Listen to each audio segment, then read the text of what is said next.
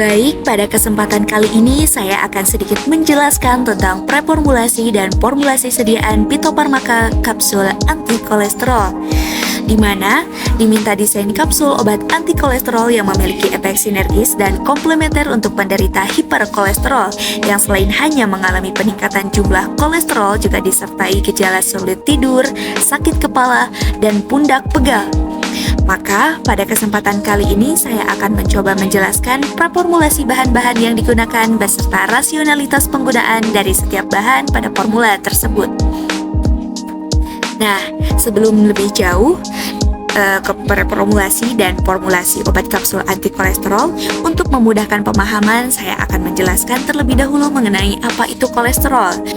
Kolesterol merupakan lemak yang diproduksi secara alami oleh organ hati. Lemak ini juga ditemukan dalam makanan yang berasal dari hewan seperti daging dan susu. Di dalam tubuh, kolesterol diperlukan untuk membentuk sel-sel sehat, memproduksi sejumlah hormon, dan menghasilkan vitamin D. Jika kadar kolesterol kadarnya dalam tubuh tidak normal atau berlebihan, maka kolesterol dapat membahayakan tubuh. Sedangkan sediaan Phytofarmaka merupakan obat herbal tradisional yang dibuat dari bahan-bahan yang telah terstandarkan dan dibuktikan keamanannya serta khasiat secara ilmiah melalui uji praklinis pada hewan percobaan maupun manusia. Pada pembuatan obat Phytofarmaka, terkadang bahan aktif memiliki kandungan kimia yang sedikit, sehingga efek farmakologisnya akan lama, dan jika tidak dibantu dengan bahan aktif lain yang dapat meningkatkan atau mempercepat efek farmakologis obat tersebut. Untuk itu, perlu dilakukan pengkombinasian dengan bahan aktif lainnya, di mana bahan yang dikombinasikan ini disebut bahan sinergis karena dia bekerja sinergis terhadap bahan aktif utama. Selain itu, seseorang yang mengalami suatu penyakit, dia biasanya mengalami gejala lain di luar penyakit itu sendiri, seperti pusing, mual, dan lain sebagainya, di mana perlu bahan tambahan pada formula obat yang dapat bekerja untuk mengatasi gejala tersebut. Nah, bahan tersebutlah yang dinamakan dengan bahan komplementer. Sesuai kasus tadi, maka terdapat 3 jenis bahan yang digunakan untuk menyusun formula pada kapsul anti kolesterol ini, yaitu bahan aktif utama dan komplementer serta bahan pembantu. Untuk bahan aktif utama terdapat 2 bahan yang digunakan, yaitu bawang putih dan daun dewa. Bawang putih dipilih sebagai bahan aktif utama karena terdapat kandungan alisin dan beberapa antioksidan seperti vitamin C, germanium, dan senyawa yang berkaitan dengan sulfur. Alisin merupakan senyawa alkaloid yang banyak terkandung dalam bawang putih, di mana alisin dapat menghambat sintesis kolesterol di hati. Senyawa ini dapat menurunkan fraksi lipid lewat penghambatan HMG-CoA reduktase dan enzim lainnya. Penghambatan enzim HMG-CoA, baik HMG-CoA sintasi, HMG-CoA reduktase, ini tuh disebabkan karena enzim bekerja pada substrat yang memiliki atom sulfur, sehingga adanya senyawa yang mengandung sulfur dapat mengganggu kerja enzim dalam mengkonversi senyawa substrat tersebut. Daun dewa dipilih sebagai bahan aktif sinergis karena memiliki senyawa aktif flavonoid dan tanin pada daunnya. Flavonoid berfungsi dalam memperbaiki fungsi endoterol pembuluh darah, mengurangi kepekaan LDL sehingga dapat menurunkan kadar kolesterol total dan trigliserida, serta meningkatkan HDL dengan menghambat enzim HMG-CoA reduktase. Kemudian untuk bahan aktif komplementer terdapat 3 bahan, yaitu akar valerian, ingu, dan jahe.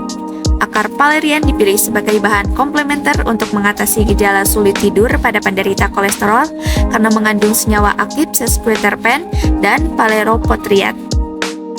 Asam valerenat dalam sesquiterpen mampu menghambat enzim pemecah GABA yang menghasilkan efek sedasi, dan hal ini dibuktikan dengan pengujian secara in vivo. Inhalasi minyak atsiri dari akar valerian dapat memperpanjang waktu tidur tikus yang diinduksi fenobarbital. Dipilih sebagai bahan komplementer untuk mengatasi gejala sakit kepala yang dialami penderita kolesterol karena mengandung senyawa flavonoid, khususnya quercetin terkandung dalam daun ingu. Fungsi flavonoid ini dapat berfungsi sebagai antiinflamasi. Quercetin berhubungan erat dengan efek antioksidan karena mampu mereduksi radikal bebas. Flavonoid juga mampu menghambat lintasan enzim COX sehingga memiliki efek analgesik dan dapat menghambat sintesis mediator inflamasi. Jahe dipilih sebagai bahan komplementer untuk mengatasi gejala pegal pada penderita kolesterol karena terdapat senyawa gingerol dan sogaol, di mana senyawa ini bekerja mengurangi sintesis prostaglandin dengan menghambat COX1 dan COX2, serta jahe dapat menekan biosintesis leukotriene dengan menghambat 5 lipooksigenase sehingga menjadi agen inflamasi. Dan untuk bahan pembantu terdapat 6 bahan, yaitu amilum jagung, polipinil pirolidon, amprotab, magnesium stearat, dan talkum. Pada pembuatan kapsul fitofarmaka digunakan ekstrak kering sebagai bahan aktif yang memiliki karakteristik sifat alir yang buruk, sehingga perlu dilakukan granulasi. Pada proses granulasi ini diperlukan pembagian bahan menjadi fase dalam dan fase luar.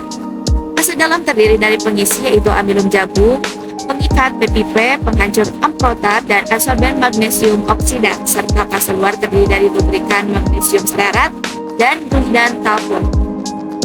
Amilum jagung. Amilum merupakan salah satu bahan pengisi yang digunakan sebagai pengerap massa kapsul hingga dapat diperoleh bobot yang diinginkan. Bahan pengisi harus bersifat inert dan tidak mempengaruhi biofarmasetik serta sifat kimia dan fisik sediaan. Amilum umumnya bersifat higroskopik, namun amilum jagung memiliki hidroskop yang baik, paling kecil di antara amilum lainnya. PPP berfungsi sebagai pengikat dalam formulasi granul dari disebut ekstrak. PPP sebagai pengikat meningkatkan kekuatan ikatan antar granul, mengurangi pergerakan halus atau fineness, dan meningkatkan aliran granul. Amprotab atau amilum meningkat berfungsi sebagai pengisi dan pengikat dalam pembuatan granul. Ciri fisiknya adalah serbuk halus berwarna putih, tidak berbau, tidak berasa, praktis tidak larut dalam air dan etanol. Magnesium oksida. Magnesium oksida merupakan adsorben yang berfungsi untuk melindungi bahan berkhasiat dan berpengaruh kelembapan. Membantu meningkatkan homogenitas campuran dan menghindari lembab akibat reaksi antar bahan. Magnesium stearat. Magnesium stearat dapat berperan sebagai lubrikan. Lubrikan berperan dalam mengurangi gesekan antar suhu. Konsentrasi magnesium stearat yang digunakan sebagai lubrikan adalah 0,5 sampai 1%. Yang terakhir ada talkum. Talkum berperan sebagai gliden, yaitu bahan yang berfungsi untuk meningkatkan aliran serbuk atau glandular sehingga memperbaiki sifat alir serbuk dengan cara memperkecil garis sekat antar partikel. Konsentrasi talkum yang umum digunakan adalah 1-10%. Kombinasi bahan aktif ekstrak bawang putih dengan daun dewa sebagai antikolesterol memiliki efek sinergis yang saling mendukung dan menurunkan kadar kolesterol total dan meningkatkan kadar HDL. Adapun kombinasi ekstrak kadar valerian dan IMO memiliki efek komplementer karena ketiga bahan tersebut mendukung bahan untuk meredakan gejala penyerta dari hiperkolesterol.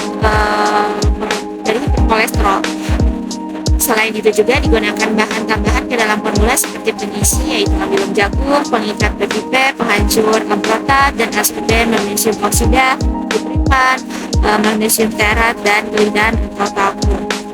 Berikut formula akhir yang digunakan.